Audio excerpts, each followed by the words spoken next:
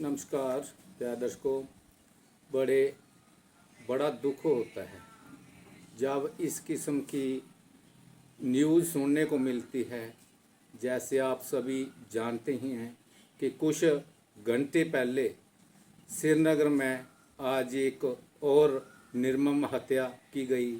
जो हमारे भाई विजय कुमार जी बैंक की ड्यूटी करते थे वो कुलगाम में, और उनकी आज बेरहमी से गोली मारकर हत्या कर दी गई। लगातार ये 3 दिन में दूसरा दूसरी हत्या, दूसरा कत्ल लगातार श्रीनगर में किलिंग हो रही है।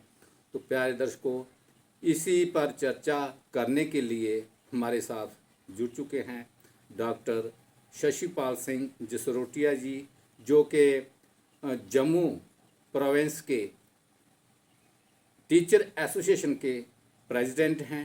इनसे हम बातचीत करेंगे कि आखिर कब तक इन मुलाजिम भाइयों को की सुरक्षा को लेकर कौन जिम्मेवार होगा, क्यों नहीं आखिरकार इनकी सुरक्षा की जा रही श्रीनगर डिवीज़न में।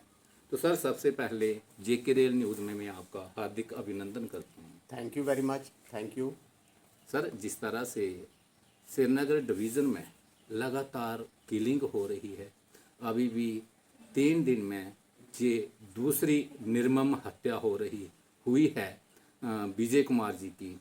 ये दूसरी हत्या है 3 दिन में। इससे पहले रजनी वाला जी जो अध्यापिका थी, वो भी कुलगाम में अपनी सेवाएं दे रही थी। तो इसको लेकर क्या कहेंगे कि आप एक प्रोविंशियल टीचर एसोसिएशन के प्रेसिडेंट हैं, और आपका भी ये दायित्व बनता है, जो भी हमारे एम्प्लॉय श्रीनगर डिवीज़न में काम कर रहे हैं उनके लिए आपकी तरफ से गवर्नमेंट को, एडमिनिस्ट्रेशन को क्या रिक्वेस्ट रहेगी, क्या मैसेज रहेगा?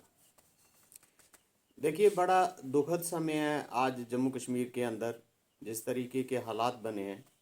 और आज ऐसा लग रहा है कि जम्मू कश्मीर की जो सर्विसेज है उनको ठप करने की जो है वो कोशिश की जा रही है कि आज कश्मीर के अंदर ये पढ़ाई का सिलसिला जो है वो रुके, कश्मीर के अंदर जो हेल्थ सर्विसेज का सिलसिला है वो रुके, कश्मीर के अंदर जो सरकार का तंत्र है वो कमज़ोर हो जाए। जी ये जो सारी साजिश है, हमारा जो जम्मू कश्मीर है ये पिछले 30 सालों से तशद्दुद की जंग में है। और इस तशद्दुद की जद में होने की वजह से जो नए नए मॉडस ऑपरेंडी जो हैं वो इन ताकतों के द्वारा अपनाए जाते रहे हैं। परंतु अब कुछ समय से ये देखा जा रहा है कि अब सिलेक्टिव और टारगेटेड किलिंग जो है वो शुरू हुई है। जी इस सिलेक्टिव और टारगेटेड किलिंग में ये देखा गया है कि कहीं जैसे आज मोहनपुरा में बैंककर्मी विजय कुमार को एक पिस्टल लेके दहशतगर्द आता है और उसको कुर्सी के ऊपर मार के चला जाता है। कल जो गोपालपुरा में जो टीचर थी रजनी वाला, उसका भी सिलेक्टिव तरीके से किलिंग करके चले जाते हैं। उसके और पीछे चले जाओ आप तो मुदस्सर करके पुलिस वाले थे, वो अपनी बेटी को ट्यूशन सेंटर तक पहुंचाने जा रहे थे, रास्ते में उनको भी पिस्टल से शॉट करके तो वो निकल जाते हैं। तो अल्टीमेटली पिछले 30 सालों से जो ये दहशतगर्दी की जद में रियासत आई हुई है वो बाहर निकलने का अब नाम नहीं ले रहा है अभी तक। जी और ये एक अलग अलग किस्म के जो हथकंडे हैं वो अपनाए जा रहे हैं। आज भी पहले भी जम्मू कश्मीर में अलग अलग तरीके से ये टारगेटेड किलिंग हुई, जहाँ मास किलिंग हुई है हमारे जम्मू कश्मीर के अंदर। बट अल्टीमेटली हम इसको ओवरकम करेंगे। और मुझे लगता है कि जो ये ज़्यादा तो सिक्योरिटी एजेंसीज़ का इशू है, और इस सिक्योरिटी एजेंसीज ज़रूर इसका कोई हल देखेंगे और कश्मीर में जो अमन चैन है उसको रेस्टोर करने की कोशिश करेंगे। सर, लगातार ये किलिंग हो रही है। Question is raises that how it we possible, how to control it? देखिए, ये कोई काम ऐसा दुनिया में बना नहीं कि जिसका कोई जी मतलब कि हल नहीं है। आज अगर ये इस तरीके का मतलब कि एक उनको एक सेक्ट है कि इनको आज लगता है कि इस सेक्ट के ऊपर अटैक करना है, तो उसमें साफ सी बात है कि आज अगर जम्मू कश्मीर का प्रशासन उस सेक्शन को बचा ले, मान लो कि उनके लिए सेफ कॉरिडोर कहीं बनाता है, जहाँ कहीं पे ऐसे इलाके जैसे डिस्ट्रिक्ट हेडक्वार्टर्स के ऊपर उनको आज आप उनकी सर्विसेज ले लेते हो, जी रादर देन के जैसे मुझे तो ये लगता है कि कल जो रजनीवाला का कत्ल हुआ वो इसलिए हुआ कि रजनीवाला को एक तो कुलगाम डिस्ट्रिक्ट के आगे वो जो गोपालपुर है वो 10 किलोमीटर इंटीरियर में था जाके, far flung area. Far flung area में। जी। तो इस सेक्शन को आज रूरल और फार फ्लंग एरिया में भेजने के बजाय आपको डिस्ट्रिक्ट हेडक्वार्टर्स जहाँ और कोई एक कॉरिडोर, जहाँ कोई और एक सेफ जोन जो है वो आपको जनरेट करने पड़ेंगे कश्मीर के अंदर, वहाँ आपको सुरक्षा देनी पड़ेगी, और तब जाके ये सिलसिला जो है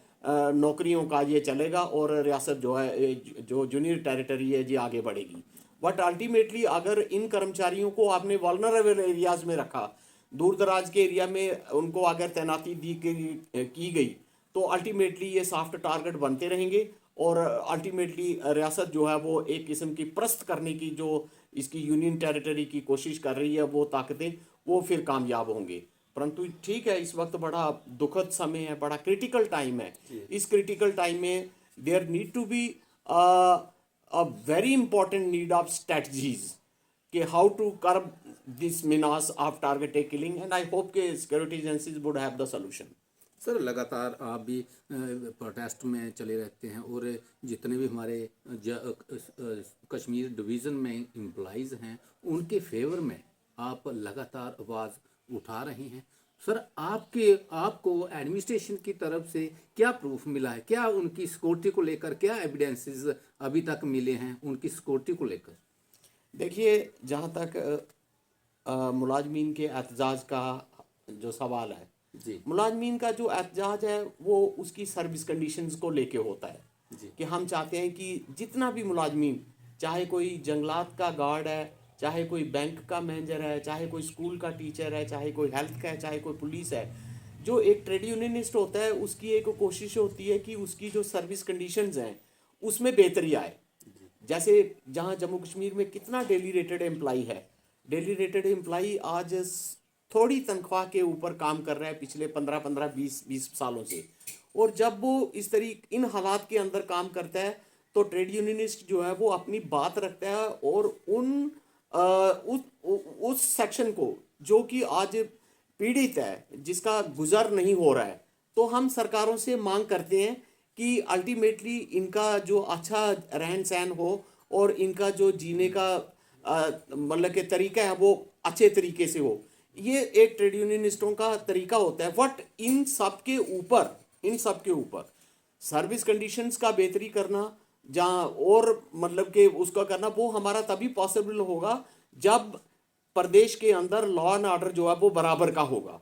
प्रदेश अगर मतलब लॉ एंड ऑर्डर नहीं है तो सारी सर्विसेज अगर ठप हो जाएंगी तो ट्रेड यूनियन एक्टिविटीज भी उससे मुतासिर होंगी, उससे मुतासिर होती है। और आज देखो जो कश्मीर वाला पार्ट है वहाँ पे ट्रेड यूनियन एक्टिविटीज जो है वो रुक गई है। वो ट्रेड यूनियन एक्टिविटी मीन कि वहाँ पे डेमोक्रेसी जो है वो दैट हैज़ बीन हाल्टर्ड, वो सिस्टम जो है दैट हैज़ बीन हाल्टर्ड। तो सबसे पहले तो ज़रूरत है कि एक डेमोक्रेटिक सिस्टम को रेस्टोर करने की, और उसके बाद ये ट्रेड यूनियन एक्टिविटीज़ जो है वो चलेंगी। सर एक तरफ जम्मू कश्मीर के हालात की बात करें, एक तरफ लगातार किलिंग हो रही है, दूसरी तरफ जैसे +2 कॉन्ट्रैक्चुअल लेक्चर की बात करें उनको भी टर्मिनेट किया गया, पीएससी डेली वेजर जितने भी हैं उनको भी टर्मिनेट ही हैं, वो भी अंडर स्ट्राइक पे बैठे हुए हैं, उनका भी कोई हल नहीं है। अभी लेटेस्ट ये 2-4 दिन हुए हैं रैबरे खेल और रैबरे जरात जो एम्प्लॉइज़ हैं उनको भी टर्मिनेशन ऑर्डर दे दिए हैं, टर्मिनेट कर दिया है। Being a teacher association president Jammu province के आपने उन ये जो हमारे एम्प्लॉइज़ हैं इनके लिए कभी आवाज़ उठाई है? क्या वो सही हैं? कॉन्ट्रैक्चुअल लेक्चर जहाँ ये डेली वेजर, रैबरे खेल, रैबरे जरात, सभी जम्मू कश्मीर में ये एक हाच पाच बना हुआ है, इसको लेकर आप क्या समझते हैं? देखिए, आपने बड़ा सुंदर सवाल पूछा जी और मुझे इसका जवाब देने में बड़ी तकलीफ़ हो रही है। जी मैं गमज़्यादा हूँ मैं दुख में हूं इस बात का जवाब देने में। जी यहाँ इस रियासत में और अब जो यूनियन टेरिटरी का दौर जो चल रहा है, हमें मतलब कि बड़ी तकलीफ होती है कि यहाँ दो सेट ऑफ रिक्रूटमेंट जो है वो आज की डेट में चल पड़ा है। जी मैं सबसे पहले तो ये पूछना चाहता हूँ कि क्या जरूरत है कंट्रेक्चुअलिज्म की? जी what is the need of कंट्रेक्चुअलिज्म?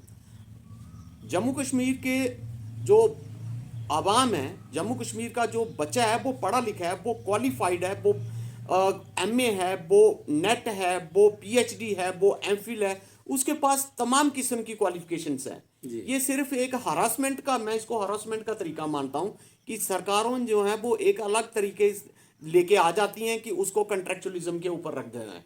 अब मैंने इसको मतलब कि डबल सिस्टम ऑफ एम्प्लॉयमेंट कहता हूं मैं, जो कि नहीं होना चाहिए। एक किसी कॉलेज में चले जाओ या किसी 10+2 में चले जाओ या किसी हॉस्पिटल में चले जाओ, वहां आपको दो किस्म का डॉक्टर मिलेगा। जी जी कॉलेज में चले जाएंगे, आपको एक लेक्चरर वो मिलेगा जिसको बहुत अच्छे तरीके से तनख्वाह मिलता है 1.5-2 लाख रुपया, और उसी के बगल में आपको दूसरा लेक्चरर भी मिलेगा, वो उसका भी क्वालिफिकेशन बराबर का क्वालिफिकेशन है, वो भी सैलरी में परंतु उसका सैलरी उसके जो है वो 1/4 कर दिया गया है। जी जी जैसे अभी आपने एक और देखा, ये रहबरे खेल था, रहबरे जराए था। बाबा क्यों रहबरे खेल? सर, इनका तो एक ऑर्डर था ना हाँ। कि after the completion of 5 years of their service they have to be regularised. बिल्कुल बिल्कुल। जब इनका रेगुलराइजेशन बनती थी, समय आया तो इनको टर्मिनेट किया गया। इसको लेकर क्या कहेंगे? देखिए, ये सरकारों की बिल्कुल एक मैं इसको सोची समझी जो साजिश है ना, वो मानता हूं। ये चाहती हैं कि आज की डेट में जो पब्लिक सेक्टर है, पब्लिक सेक्टर जो है वो खत्म हो जाए और हम प्राइवेट सेक्टर को आगे लेके जाएं, क्योंकि प्राइवेट सेक्टर में जवाबदेही नहीं होती। प्राइवेट सेक्टर में आपको कोई 500 देता है, 5000 देता है, कोई नहीं पूछेगा। परंतु सबसे पहले रिस्पॉन्सिबिलिटी तो पब्लिक सेक्टर की हुई ना, गवर्नमेंट सेक्टर की हुई ना, क्योंकि गवर्नमेंट सेक्टर के अंदर ही ये जिम्मा होता है कि किसी को कितनी उजरत देनी है। और अगर सरकारें जो है वो मिनिमम बेसिस के अंदर काम नहीं करेंगी तो अल्टीमेटली वहां आदमी एहतजाज करके उसका जो उजराना है वो मांग सकता है, उसका जो मांग सकता है। परंतु ये जो दूसरा जो आप एक दौर चल पड़ा है कि किसी को 5000, किसी को 3000, किसी को 5000, 15000, इससे जो है वो जम्मू कश्मीर, क्या मैं कहता हूँ, कहीं पे भी एक बेटरमेंट की जो उम्मीद करती है सरकारों से, वो नहीं होगी, वो नहीं होगी। आपको उस कर्मचारी का, उस मुलाजमीन का, उस कामकाजी तबके का अच्छे तरीके से ख्याल रखना होगा। अगर आप किसी पीएचई के डेली बेजर्स को अच्छी तनख्वाह नहीं देंगे तो आप नहीं उम्मीद रख सकते कि उस गांव को अच्छा पानी सप्लाई जो है वो मिलेगा।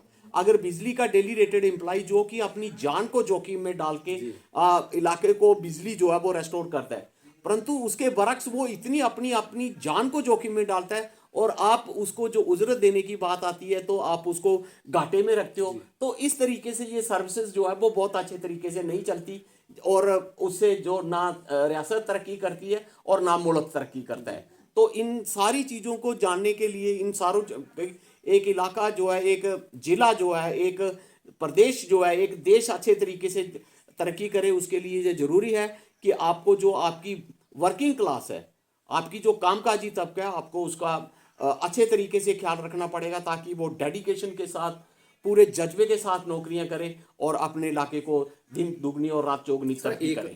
एक जो ये रहबरी जरात और खेल जो हैं, इनके पास आर्डर है कि 5 साल जब इनकी सर्विस हो जाती है तो इनको रेगुलराइज करना है। अभी वो उनको टर्मिनेट कर दिया गया है। अब वो चक्की में पिस रहे हैं वो। उनकी क्या गलती है? इसको लेकर आप स्पेशली क्या कहेंगे कि ये गवर्नमेंट का फेलियर है कि नहीं? देखिए, ये मैं कहता हूं कि जो आदमी एक सर्विसेज दे रहा है ना, उसको डिस्टर्ब करने वाली बात है। वो एक उम्मीद के साथ काम करता है कि चलो मैं 5 साल ये वाली सर्विस दूंगा, चलो घाटे के अंदर ही दूंगा, उसके बाद मेरी रेगुलराइजेशन की उम्मीद होती है। परंतु उसकी उम्मीद को तोड़ के 5 साल रेगुलराइजेशन, जब उसका 5वां साल लगा है या चौथा साल लगा है और उसको टर्मिनेट कर देना, फिर वही बात है कि उन बेरोजगारों के साथ ये एक धोखा है। हालांकि 2-3 हजार रुपये उन्होंने सैलरी पे काम किया है। यस, उन्होंने अपनी जिंदगी के जो मतलब कि 5 साल हैं, जो वो कम तनख्वाह के ऊपर भी काम करता है इस उम्मीद के साथ कि कल मेरा फ्यूचर जो है वो अच्छा होगा। व्हाट अल्टीमेटली उस फ्यूचर को जो अच्छा देखता है वो सपने देखता है कि मैं अपने प्रदेश के लिए फिर इतनी अच्छी सेवा करूंगा, गांव में नौकरी करूंगा, वहाँ अच्छे तरीके से मैं नौकरी करूंगा। परंतु उसको मुझे लगता है ये डिस्टर्ब करने की बात है और पब्लिक सेक्टर को तबाह करने की बात है। मैं साफ सी बात करूंगा कि ये पब्लिक सेक्टर को तबाह करने की बात है। ये नहीं चाहते कि अच्छे तरीके से खेती हो, अच्छे तरीके से लोगों को बीज मिले, अच्छे तरीके से ये जो रहबरे ज़राअत है ये किसानों को सलाह दें। ये क्योंकि ये जब कर्मचारियों को डिस्टर्ब करेंगे तो अल्टीमेटली जो किसानी जो है वो डिस्टर्ब होगी ही होगी, और अल्टीमेटली फिर जब प्रोडक्शन के ऊपर असर पड़ेगा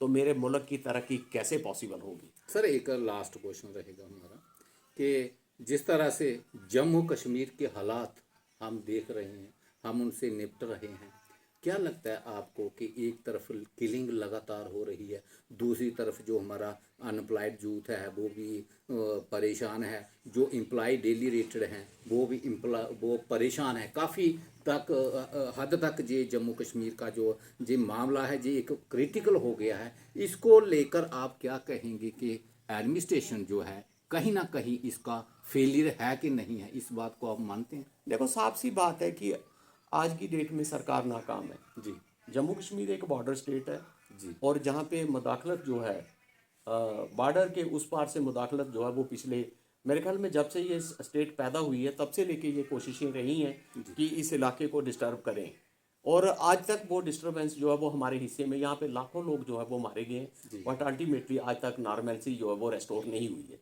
जब नॉर्मेलिटी रेस्टोर नहीं हुई है तो मैं कैसे मानूँ कि सरकार जो है वो आज कामयाब है।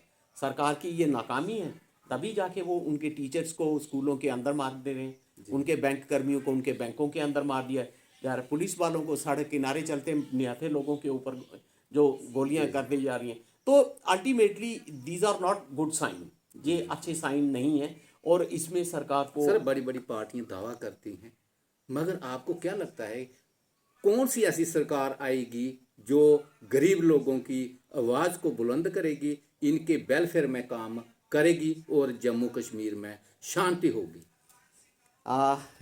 ये तो आपका थोड़ा सियासी सवाल है और इस पे हटके असर सरकार है। हम टिप्पणी करना वाजिब नहीं समझते। जी जी जी। परंतु हमें ये एक लगता है कि सर एडमिनिस्ट्रेशन ही करे, ब्यूरोक्रेसी ही करे, वही आई एम सेइंग दैट। आज ब्यूरोक्रेट के ऊपर अधिक जिम्मेवारी है, क्योंकि जहां लेफ्टिनेंट गवर्नर मनोज सिन्हा जी की सरकार है और जहां एक बेहतरीन से बेहतरीन जो ब्यूरोक्रेट है वो यहाँ पे रूल कर रहा है, और आज उनके कंधों के ऊपर ज़्यादा जिम्मेवारी है। मुझे लगता है जो जिम्मेवारी आज होम सेक्रेटरी के ऊपर है वो शायद हिंदुस्तान के किसी और होम सेक्रेटरी के ऊपर नहीं है। तो अल्टीमेटली कोशिश करें ब्यूरोक्रेसी सबसे पहले सर हमारा ये मानना है कि जो ब्यूरोक्रेसी है ये तो एक दे आर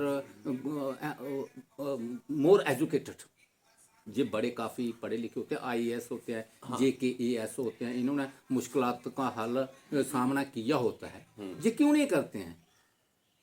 दूसरी साइड को हम एक तरफी रहने दें, ये तो काफ़ी इंटेलिजेंट होते हैं, ये इन्होंने गरीबी देखी होती है, IAS किया होता है, JKAS किया होता है, PhDs MPhils जो हैं काफ़ी डिग्रीज होती हैं। देखो जो आपका सवाल है ना ब्यूरोक्रेट का कि क्यों उनसे अच्छा नहीं हो पा रहा है, इसमें मुझे ये लगता है कि वो जो हुक्मरान है, जो रूलिंग क्लास है, उसकी जो पॉलिसीज़ हैं वो बहुत मैटर करती हैं। अगर रूलिंग क्लास का जो पॉलिसीज़ है वो लोगों के उत्थान के लिए हो, वो लोगों की रोज़गार देने के लिए हो, वो लोगों का महंगाई कम करने के लिए हो, लोगों को अच्छा लॉ एंड ऑर्डर देने के लिए हो, तो अल्टीमेटली मुझे लगता है कि ज़मीन के ऊपर वो चीज़ें जो हैं वो दिखेंगी।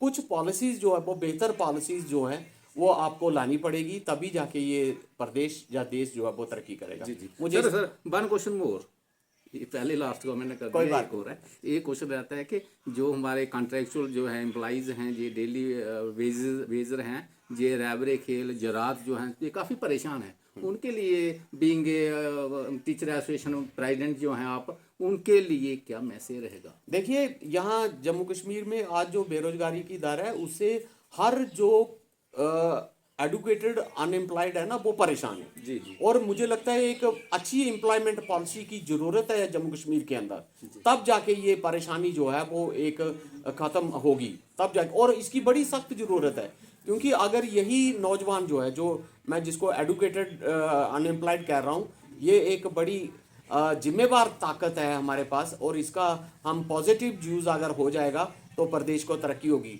बट अगर unfortunately if they will remain unutilise, इस रिसोर्स को आपने अगर यूटिलाइज नहीं करा तो फिर अल्टीमेटली वो नशा, जहाँ वो सबवर्सिव एक्टिविटीज़, उसमें इजाफा होगा। तो इसलिए मैं एक जिम्मेवार शहरी होने के नाते और एक टीचिंग जमात से मैं ताल्लुक़ रखता हूँ, हम सरकार से ज़रूर इल्तजा करेंगे कि एक जम्मू कश्मीर के अंदर बेहतरीन सा एम्प्लॉयमेंट पॉलिसी लेके आए, ताकि जो एडुकेटेड अनएम्प्लॉयड है इस प्रदेश का, जम्मू कश्मीर का, वो जम्मू कश्मीर को अपना वापस जो है वो अपनी सर्विसेज दे, और इस रियासत की या इस प्रदेश की जो दिन दोगुनी रात दोगुनी तरक्की करे।